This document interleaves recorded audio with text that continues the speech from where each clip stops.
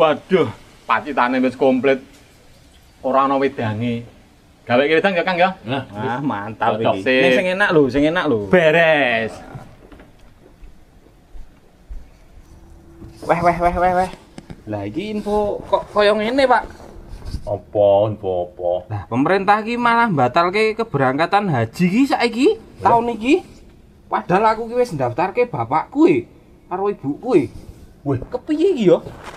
daftar haji apa kuwi? Haji plus no. Wih, haji plus. Wah, no. Wah, iki piye Pak ya terusan ya? Assalamualaikum. Waalaikumsalam. Wah, ada enak-enakan iki, Mas Jan.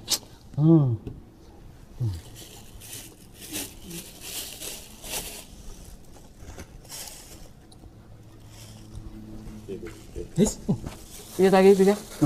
Mau pangan mau. Piye.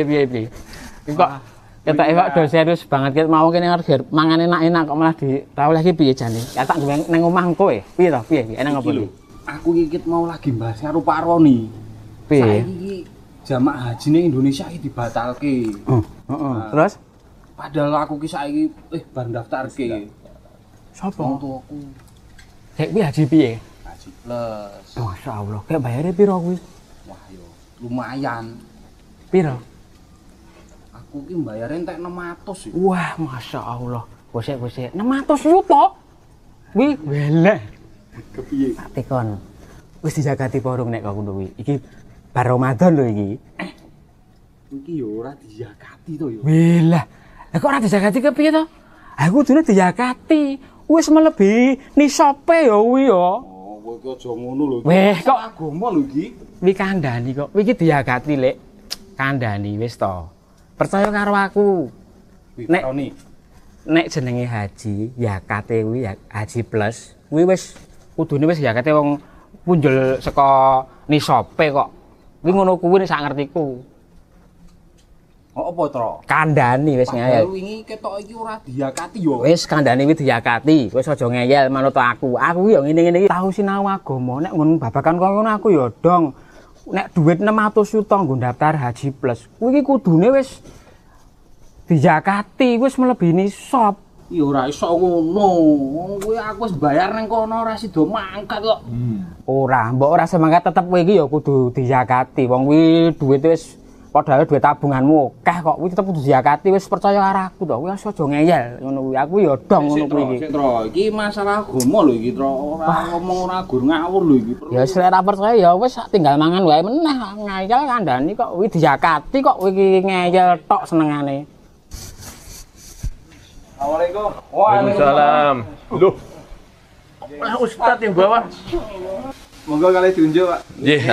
gini loh Tat, ini tadi tuh Daud rekut-rekan. Nggih, pripun? Masalahnya Mas Anto itu sudah mendaftarkan orang tuanya untuk haji plus. Nilainya berapa nih? Nilainya banyak Tat, 600 juta kurang lebih.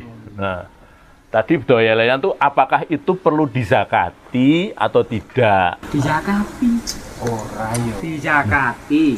Oh, Wes, stop. Sekarang biar Ustadz sing ngendika.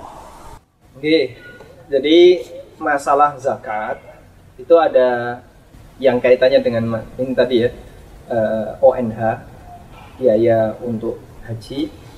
Ada salah satu syarat yang disebutkan oleh para ulama yang disebut dengan milkutam. Milkutam itu artosipun dimiliki secara sempurna oleh orang yang wajib zakat. Sehingga kalau misalnya dana sebesar 600 juta tadi, ini jelas sudah di atas nisab. Nisab zakat pinten, Pak? 85 gram emas. Yang itu kalau dirupiahkan kiran langkung sekitar 90 juta. Antara 80 sampai 90 juta. Berarti 600 itu sudah jauh di atas nisab. Namun yang jadi masalah, apakah itu masih menjadi milik muzaki ataukah tidak? Kalau masih menjadi milik muzaki, maka dia dizakati. Kalau sudah tidak menjadi milik muzaki, maka tidak wajib dizakati. Nah, indikatornya bagaimana? Jika uang itu sudah dibayarkan, dan tidak bisa dibatalkan secara sepihak, maka berarti uang itu bukan lagi milik kita. Sehingga karena di luar dari kepemilikan kita, maka tidak wajib kita zakati, bukan lagi miliknya. Tapi kalau kemudian uang itu masih bisa ditarik secara bebas, sehingga statusnya sebagaimana layaknya uang titipan, berarti itu masih menjadi milik kita. Dan setahu saya begini, kalau ada orang sudah daftar haji, berarti kan dia beli paket layanan haji plus atau haji reguler atau haji furoda. Kalau dia sudah beli, berarti terjadi perpindahan hak milik. Uang yang sudah dibayarkan statusnya pindah hak milik menjadi milik travel yang menyediakan layanan itu. Nah, masalah adanya pandemi seperti ini yang menyebabkan tidak jadi berangkat dan pemerintah sudah membuat kebijakan haji tahun ini ditunda keberangkatannya, berarti pembahasan berikutnya adalah apakah boleh dibatalkan secara sepihak atau tidak. Kalaupun misalnya boleh dibatalkan oleh pihak travel mengizinkan, oh silakan dibatalkan Pak, lalu uang ditarik, apakah ini dizakati? Wallahu ta'ala alam, yang saya pahami uang ini kan baru saja didapatkan, artinya belum mencapai haul, waktunya belum cukup 1 tahun. Karena uang ini sebelumnya sudah kita serahkan ke orang lain, jadi milik travel. Lalu kita tarik lagi sebagai bentuk pembatalan akad, jadi milik kita lagi. Tapi milik kita lagi, waktunya masih belum 1 tahun. Sehingga kalau belum 1 tahun, andaikan kita tarik lagi, wallahu ta'ala alam, zakatnya berarti nanti setelah dia genap selama 1 tahun. Tapi kalau misalnya mau disegerakan zakatnya dalam rangka untuk misalnya memenuhi kebutuhan fakir miskin di sekitar, terus kita keluarkan 2,5% biar tenang, boleh-boleh saja menurut pendapat jumhur ulama yang membolehkan menyegerakan pembayaran zakat sebelum selesai haul. Itu yang saya tanya. Sehingga dizakati atau tidak, untuk saat ini belum dizakati. Tapi kalau sudah bisa ditarik, kemudian ditunda dalam waktu 1 tahun, maka nanti dizakati di akhir tahun. Gitu?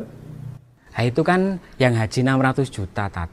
Kalau yang haji reguler, itu kan hanya sekitar 40 juta. Nah itu gimana, Tat? Perlu dizakati atau tidak? Dizakati. Ora. Kuwi kan durung mlebu nisab. Dizakati yo. Ora. Wis. Ustadz iki sapa? Oke, jadi untuk biaya haji reguler itu memang kalau dari sisi nominal kurang dari 1 nisab.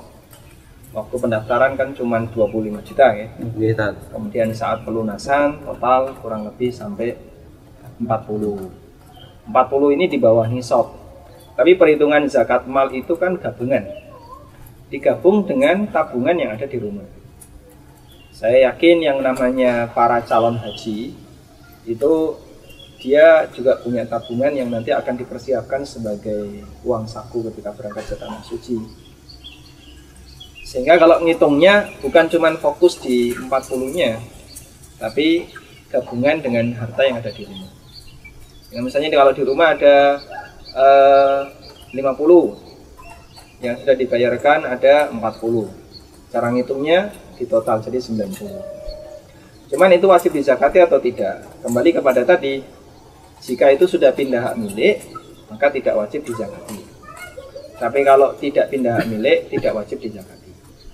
Nah, yang kami tahu, wallahu ta'ala alam, begitu orang sudah mendaftar, karena kalau kita perhatikan di situ kan ada 3 tahapan.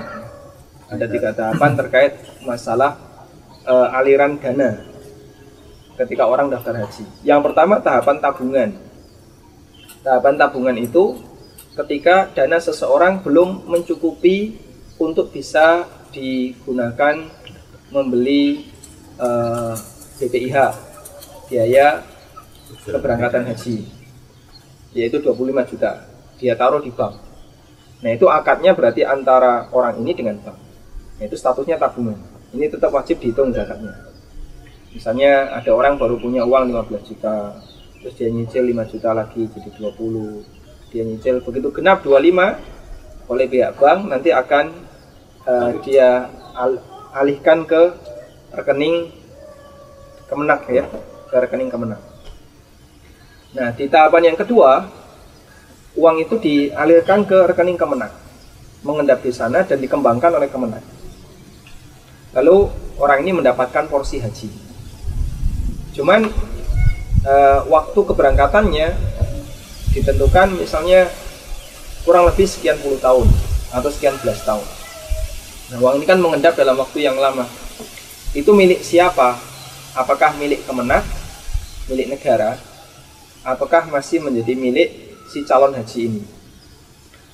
Yang kami tahu itu milik negara. Di antara buktinya adalah di situ sudah terjadi transaksi jual beli jasa. Jadi si calon haji membeli jasa keberangkatan haji tadi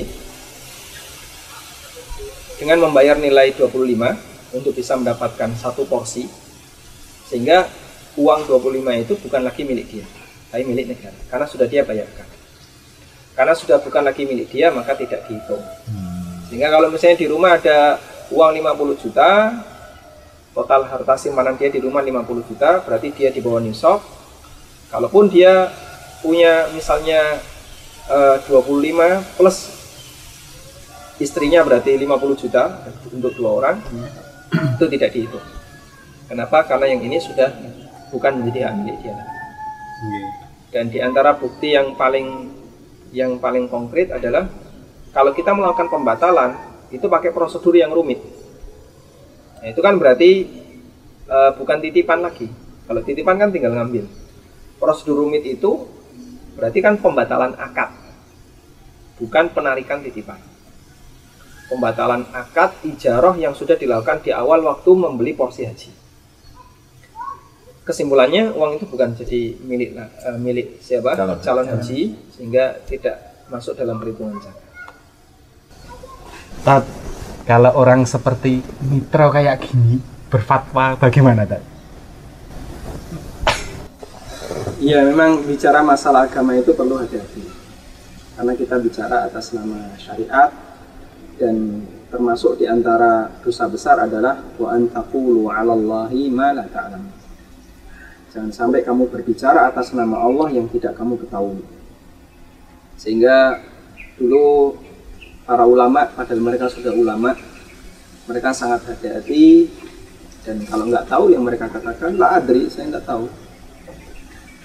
Lebih baik bebas daripada menanggung beban gara-gara kita menyampaikan masalah agama yang tidak punya dasar. Wallahu a'lam. Aduh, luput cah.